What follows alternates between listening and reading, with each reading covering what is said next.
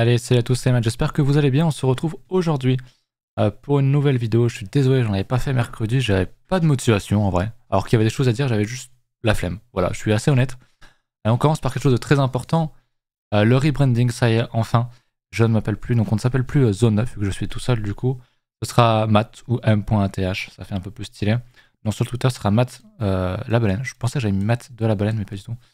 Donc voilà le nouveau logo aussi qui est très simple, qui rappelle du coup la baleine. Je voulais vraiment que les deux communes aillent dans le même sens. J'ai pas encore fait le merge sur Discord, mais ça va arriver quand je rebosserai encore sur le Discord. D'ailleurs, le Discord a beaucoup changé, enfin est en train de changer.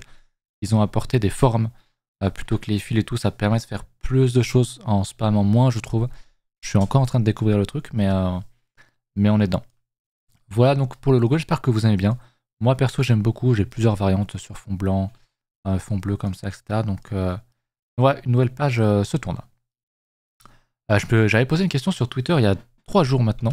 J'ai pas beaucoup de tweeté depuis une semaine ou deux. Depuis que je suis parti à Paris, en fait, je suis pas trop tweet. Je demandais quel était votre plus gros cliché sur la crypto quand vous aviez commencé. Et du coup, j'aimerais bien que vous me répondiez dans cette vidéo en commentaire, ça m'intéresse. Il y a eu beaucoup de trolls évidemment. Ça, on s'y attendait. Voilà, comme quoi c'est pas un cliché, c'est la réalité. Mais Cyril et moi, moi j'ai troll par contre. En vrai, je me plains du troll. Même si pas totalement en vrai. Je pensais vraiment que crypto-monnaie c'était des monnaies. Et non, ce ne sont pas des monnaies, ce sont des actifs à risque. Même si on peut les échanger facilement, ça n'en fait pas des monnaies. Donc voilà, dites-moi ça en commentaire, ça pourrait m'intéresser. Voilà. On va aller directement sur l'analyse technique parce que vous êtes là pour ça. En hebdo, c'est quand même pas très beau. On va agrandir. On voit très bien, on retape quasiment les plus bas. À 17K, on est à 18,6, donc c'est vraiment pas bon. On ne fait pas du tout ce que j'espérais qu'on fasse, c'est-à-dire ça. Un double bottom, on peut encore techniquement le faire, on peut faire ça, il n'y a pas de souci. Mais plus on va bas, moins il y a de chances qu'on remonte. On est allé à combien de retracements là? Ouais, on l'avait bien rebondi sur les 78.6, c'était pas mal. Et là on retourne les chercher, on va chercher les 88.6. Peut-être qu'on a un bottom ici, hein, mais bon, c'est pas très beau. Je pense qu'il n'y a pas besoin d'avoir fait un master en analyse technique pour le voir. En termes de gros niveaux, on avait encore ce niveau qu'on prolonge, qu'on retape encore et encore. Et derrière, quand on l'inverse, vous avez ça, donc vous avez une tendance haussière de fond. Et un truc comme ça, bah, c'est un pattern de consolidation et tu te doutes bien que tu vas casser ce niveau-là. On a une grosse raise, on la rattaque, on replonge, on la re-rattaque encore une fois. Honnêtement, ça sent la cassure par le haut. Donc, par le bas ici. Je pense qu'on va faire un plus bas. Je pense qu'il y a vraiment moyen qu'on fasse un plus bas. Pour autant, pour moi, il n'y a pas de trail à prendre. Souvenez-vous, on avait pris un achat ici. On avait été P1. On allait plus haut pour ceux qui ont pris un short ici, bah bien joué. Sinon, pour moi, il n'y a rien à faire. J'irai surtout pas short ça, parce que je short pas un support. Au risque de devoir, de devoir prendre un mouvement à la hausse comme ça. Donc ça, c'est pas shortable pour moi. Même acheter ici, pour moi, c'est vraiment pas une bonne chose. Même si, alors, si tu fais du 5 minutes ou quoi, pourquoi pas. Mais ici, moi, je vois vraiment... Il n'y a rien à faire. Pour moi, c'est honnêtement... C'est ça le trading aussi. Il y a des zones où il n'y a rien à faire. Des fois, tu le sens pas, comme c'est mon cas ici, parce que le price action vraiment me semble être vraiment foireux pour acheter ici. C'est un support beaucoup trop évident. Pour moi, on va le casser. Et puis si on le casse pas et qu'on fait ça, bah tant pis. J'ai pas perdu dessus. Voilà. Par contre, acheter ici et voir ça alors que je le présentais, c'est très con. C'est vraiment très con. Donc pour moi, il n'y a rien à faire sur BTC actuellement. Ni à l'achat, ni en vente. Sur, bien sûr, du daily. Quand on regarde le H4, bah c'est tout à fait dégueulasse. Hein. On consolide encore, on est double mèche ici. Bah j'aime pas tout ça. Ça c'est vraiment pas beau. Ouais. On fait ici, c'est vraiment moche. J'aime pas. Honnêtement, j'aime pas du tout. Ça sent vraiment la cassure par le bas. Donc on va attendre bien chargement. Pour moi, il n'y a vraiment rien à faire. Au niveau des données, au niveau de l'order flow, on n'a pas non plus un funding à abuser, que ce soit dans un sens ou dans l'autre. On a quand même un petit peu de funding négatif, mais en vrai, sans plus. Sans plus. Il y a quand même un petit regain d'intérêt. Je suis en quoi? Je suis en collat BTC. Ouais, donc faut plutôt regarder en USD. Il n'y a rien en vrai. Il y a rien. Il y a 2 mois seulement de monde dans le marché. Ça se voit. Ça se voit très franchement. Donc faites attention à ce que vous tradez. Tradez pas pour trader. Voilà, même si j'ai un référent Bybit qui peut vous faire gagner 50 balles, ne tradez pas pour trader. Ça se passe en description. Ne tradez pas pour trader, mettez un stop loss toujours. Et voilà, non, sérieusement, c'est pour ça que je fais un peu moins de vidéos aussi. On se fait chier, en vrai, ce range, il pue la merde. Il y a quelques moves, il y avait un bon move à faire ici pour moi. Et maintenant, bah, il n'y a rien en fait. Donc, il n'y a rien à dire, c'est tout. Au niveau des alts, par contre, je vais mettre ça un peu plus grand parce qu'on va rien voir. C'est un peu moche, désolé. Donc, c'est Ether, mais on s'en fout du graphique d'Ether, j'y reviendrai juste après. Ce qui m'intéresse, c'est ce gros funding. Ce gros funding négatif qui est négatif depuis très longtemps. Vous le savez, pour moi, le DCA sur les alts peut commencer dès maintenant. Peut-être qu'on n'a pas le bottom. Comme je dis, je pressens qu'on va faire un plus bas. Mais le DCA, pour ceux qui font du DCA, c'est pas à propos d'acheter le bottom. Parce que sinon, tu risques de jamais acheter. C'est d'acheter petit à petit, une fois qu'on l'a bien corrigé et que tu sens qu'il y a un potentiel à l'autre qui est fort, comme c'est le cas actuellement, sur un horizon de temps assez court sur les cryptos. Je pense que d'ici 5 ans, si tu achètes ici, il y a de fortes chances, selon moi, peut-être que je me trompe, peut-être que certains ne sont pas d'accord, selon moi, il y a de fortes chances pour que tu sois rentable d'ici 5 ans. C'est pour ça que pour du long terme, pour moi, c'est très intéressant. Mais voilà. Donc ouais, quand je vois du funding vraiment négatif, et un Ether qui est beaucoup plus fort que BTC, on va le voir juste après du coup. Mais ce que je voulais vous montrer, c'était le graphe d'Ether. Souvenez-vous, j'avais tracé ce niveau-là, qui était l'ancien niveau d'ATH. On l'avait retapé une fois ici, je l'avais dit, hein, je sentais pas trop, et ben on est venu le casser pour revenir rechercher le support. On est pile dedans. Techniquement, c'est un niveau, je l'avais dit. Parce que là, on a dû prendre beaucoup de liquidité, et en plus de ça, ça short pas mal. Donc là, c'est la chart d'Ether et je vais supprimer tout ça, et l'order flow d'Ether. Donc là, on voit qu'il y a beaucoup de positions qui s'ouvrent, on casse même un ATH. Ether, pour moi, est vraiment très intéressant à acheter. Peut-être qu'on va prendre un stop loss, ok, mais on casse ce niveau-là, donc il y a vraiment une forte pression à l'achat, selon moi. Une forte pression, pardon. Sur le marché, il y a vraiment de plus en plus de positions qui s'ouvrent, mais plutôt une pression à la vente, parce que déjà, bon, bah, on prend cette liquidité-là. Donc on le voit bien, il y avait beaucoup de gens qui étaient très chauds pour le merge. On l'a vu sur le graphe, hein, je veux dire, le merge était ici, hop, sell the news. Le classico, on va pas revenir dessus, mais c'est le grand classique. Donc on prend ce niveau-là, je peux même le mettre horizontal, je préfère le niveau horizontal. Alors on prend ça, et en fait on a un support juste en dessous, et un funding négatif, et un open interest qui monte. J'ai envie de dire, c'est un peu les planètes qui s'alignent. Mais, quand je vois un beau setup d'achat Ether, sur Ether, et un BTC qui pue la merde, eh ben je suis pas bien. Que faire? Et ben là, les amis, ça dépend juste d'une chose, de votre plan. Est-ce que vous êtes prêt à prendre ce risque-là ou pas? Combien vous mettez, combien vous gérez là-dessus? Parce que pour moi, Ether est vraiment beau. Il y a quelque chose à faire, il y a un achat qui est très évident ici. Hein. Je veux dire, t'achètes ici, t'as un stop sous ces niveaux-là, ou sous le plus bas ici. Et ouais, tu vises après les plus hauts, pourquoi pas le 61.8, et ça te fait un R de 2 à peu près. On va le placer d'ailleurs. On achète au cours actuel. Je mets un stop. Les vrais plus bas, donc c'est un peu large. Et quand on vise les 61.8, voilà, ça fait même 3. Donc c'est quelque chose qui est quand même très intéressant. Et si tu le remontes un petit peu, bah ça peut te faire 4-5. Donc c'est pas mal. Maintenant, ouais, c'est toujours le problème. T'as un très beau setup sur Ether, mais BTC, tu sens qu'il va casser quoi. Peut-être qu'il va pas casser, peut-être qu'on vient de prendre la liquidité. Après tout, on a fait une clôture en dessous. Et on remonte. Si on fait ça sur BTC, ok, pourquoi pas. On commence à faire des choses intéressantes sur BTC, pourquoi pas acheter de l'Ether. Mais on risquerait de rater le coche. Donc là, c'est vraiment selon votre convenance. Pour moi, il y a un fort risque que BTC tombe, et que si BTC tombe, bah, il y a 99% de chances qu'Ether tombe. Donc ça à vous de voir. Mais j'aime beaucoup ce setup-là. Après, si BTC tombe, bah, il y a pas mal de chances pour que Ether, bah, il fasse même pas de rebond. C'est juste qu'il fasse ça, quoi. Hop.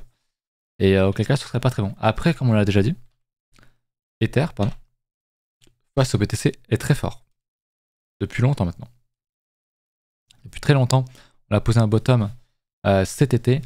On était sur la résistance, on rejette un peu. Pour moi, c'est plus des zones où on cherche à acheter. Si on veut voir, si on vise une cassure à la hausse du range, parce que j'en ai déjà parlé, pour moi, ce range va casser à la hausse. Peut-être que j'ai tort, c'est pas grave. Mais admettons, j'achète là, j'ai un stop, je sais pas qui est ici. Je vise une extension, je sais pas où c'est qu'elles sont. Hop, elles sont là, pourquoi pas. Donc c'est de l'hebdomadaire, donc ça peut prendre un an. Hein. Voilà, il y a un R qui est intéressant, et pour moi, un win rate qui va avec. Et pour moi, c'est très intéressant. Peut-être que ça ne marchera pas, mais je serais quand même intéressé par acheter ça. Après, comme j'ai dit, c'est quand même assez précoce. Le vrai signal, c'est quand on aura cassé ce niveau-là d'ATH. ATH, c'est pas un ATH, c'est un ATH annuel, quoi. De 2021 d'ailleurs. Donc de l'année dernière. Le vrai signal, c'est quand on va casser ça. Mais si on casse ça, et bah Ether, grâce au dollar, il sera... Putain, je me suis encore planté, c'est en bas, pardon. Ether, il sera en ligne droite comme ça. Donc est-ce que tu pourras acheter ça? Pas forcément, il faudra essayer de voir un retest, un signal, un truc. Donc c'est selon votre money management, selon comment vous gérez les choses. Mais pour moi, il y a un truc à faire sur Ether. Ether, il faut vraiment s'y intéresser. Peut-être que ça ne marchera pas encore une fois. Et tu prends ta perte et tu te casses et c'est tout. Ok, ça faut toujours l'avoir en tête. T'as raison, t'as tort, on s'en fout. C'est pas l'important. Globalement, les traders, ils ont entre 40 et 60% de win rate. Donc en gros, ils sont sur les 50% une fois sur deux. J'avais raison ici, bah, peut-être que j'aurais tort là. Voilà. C'est juste une question de gérer son risque. Ouais, moi, j'ai vraiment les yeux sur Ether. Après, il y a d'autres choses qui m'intéressent aussi. Je voulais voir. Il y avait le XRP et le CRO qui montent pas mal, malgré la journée un petit peu compliquée qu'on a. Donc on va aller regarder ça. Donc on a dit XRP et le CRO. Le Ripple. Putain, j'avais pas vu. Ok. Le Ripple, très intéressant. Il nous fait... Ah ouais, il nous fait un vrai truc. C'est quand on voit des alts faire ça que tu te dis, putain, mais Ether peut tellement le faire. Je sais pas s'il y a une news sur Ether, sur le XRP. Mais bon, vous voyez la chose que je vois. Hein. Très clairement, double bottom ici. J'aime beaucoup, un peu de volume, pas beaucoup. Si on dézoome. Ok, on l'a sur un niveau qui était intéressant ici. En vrai, pourquoi pas Ripple? Pourquoi pas? Après, les Ripple, je m'en méfie toujours. Vous savez que niveau fonda, c'est quand même pas très bon. Enfin, en termes de législation. Et ils ont eu pas mal de pépins. Et je pense qu'ils en auront encore. Après, Ripple, techniquement, c'est très intéressant. Ça marche bien. Pendant de longues années, je pense qu'il y a encore aujourd'hui des gens qui utilisent Ripple pour faire des transactions rapides et peu chères. Donc c'est intéressant. En plus, on avait une belle div ici. Donc intéressant Ripple, pourquoi pas aller regarder si on revient retester des niveaux par ici là. Ça pourrait être intéressant de prendre un trade si jamais il y a une occasion. Donc j'aime beaucoup le Ripple. J'aime beaucoup. Acheter ici par contre c'est un peu haut. J'aimerais vraiment et qu'on vienne choper un achat dans le coin. Puis comment tu fais ça? Hop. C'est de l'hebdomadaire encore une fois, ça peut prendre un an. Et aller chercher dans un premier temps un retrace. 50% c'est peut-être un peu trop ambitieux. Je suis en log, attendez, je vais me mettre en Fibo comme ça. Le 50% où je suis. Ça me paraît pas mal, ça fait 2,5 de R. C'est ok. Sachant que tu prends genre 50% de prise de profit ici. Tu mets le reste à break-even ou tu leur montes un peu en trailer, en stop loss trailing. Et tu essaies de viser un plus haut un jour. C'est de l'hebdomadaire donc ça peut prendre beaucoup de temps. Mais il y a un truc qui se passe sur le Ripple. Ce genre de pattern, de structure, c'est ce qu'on recherche. C'est vraiment ce qu'on recherche. C'est un truc qu'on a très rarement. Et on l'a actuellement quand il n'y a plus personne dans le marché. Moi j'ai l'impression qu'on n'a pas encore senti vraiment le désespoir comme on l'a connu en 2018 où tout le monde te disait ah, c'est de la merde, c'est un scam, ça sert à financer le terrorisme, machin et tout. Les cons, ils ont acheté du BTC. Voilà. Et on n'est pas encore dans ce truc-là. Peut-être qu'on l'aura pas, peut-être que je suis biaisé parce que j'en ai vraiment rien à foutre que le marché se casse la gueule aujourd'hui. Je suis beaucoup moins sujet aux émotions là-dessus. Malgré le portfolio qui prend cher. Mais les structures sont là, encore une fois. Ouais, le fonda est pas bon, enfin la géopolitique est pas bonne. Mais comme j'ai déjà dit, les graphiques ne mentent pas. Mais ton interprétation des news, oui. Ou les news, oui. Peut-être que c'est juste un petit rebond, un dead cat bounce, et qu'on va faire ça derrière. Mais pour moi, il y a un truc ici qui est intéressant. Donc, à noter le XRP. Je vais voir le CRO. Le CRO, on va aller le voir sur... sur KuCoin, ouais. Je sais pas s'il y a beaucoup d'historique. Ok. On est dans une zone intéressante. Je vais juste regarder un mensuel. On a un order block. Ouais, si je le prends large, je prendrais cette mèche-là. J'aurais préféré prendre plutôt celui-là. Il me va mieux. Après, c'est personnel. Bref, on est dans un niveau qui est très intéressant.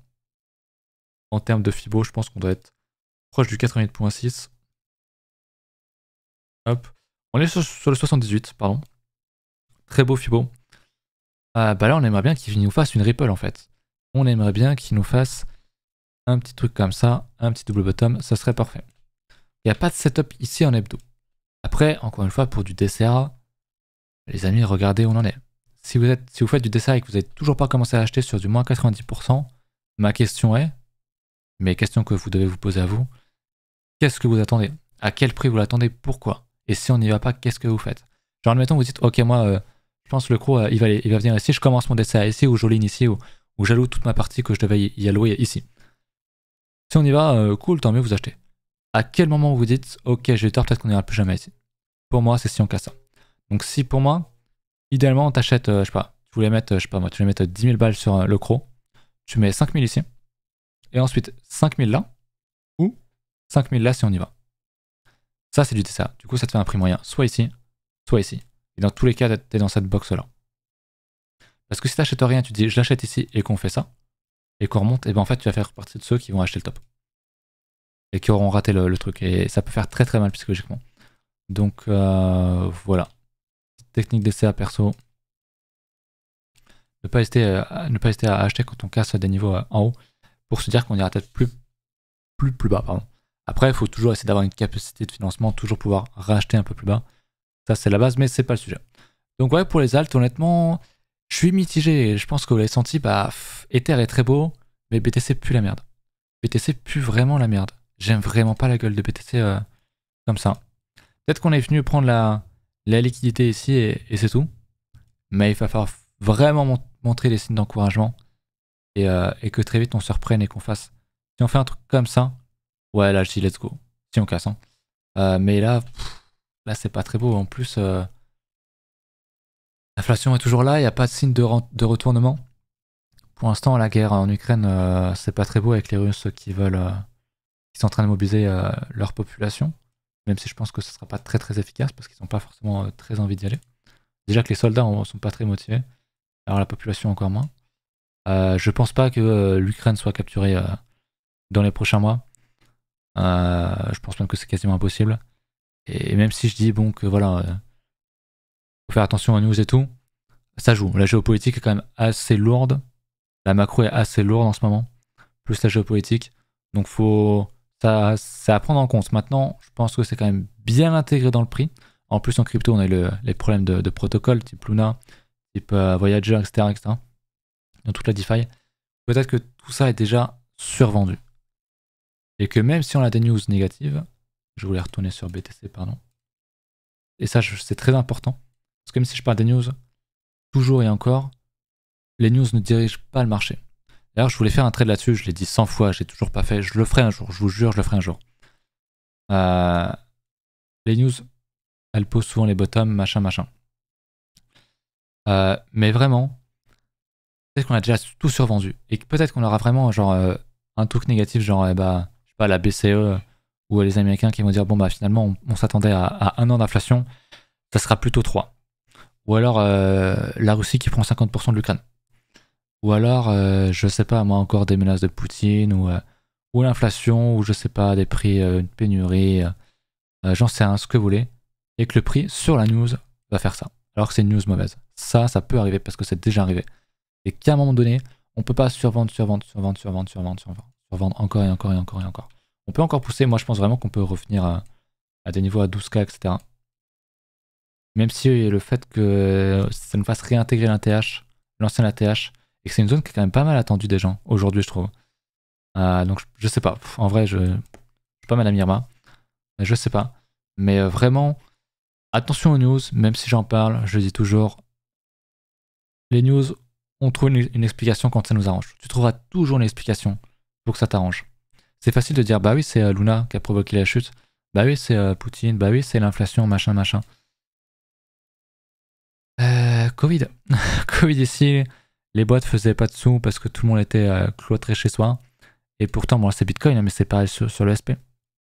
Donc attention, c'est 50-50. Quand c'est évident, on l'explique. Et puis, quand tout le monde était cloîtré chez soi, là, on disait rien. On disait pas, ah, c'est bizarre, pourquoi ça monte? Non, ça monte, tout le monde achetait, tu vois.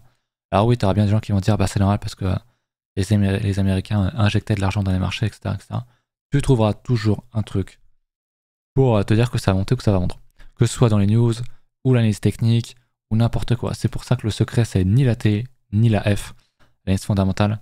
Et c'est pour ça que je dis que l'analyse technique ne fonctionne pas alors que je trade uniquement l'analyse technique et que l'analyse fondamentale ne fonctionne pas non plus. Le seul truc qui marche pour gagner de l'argent, c'est la gestion de risque, de money management.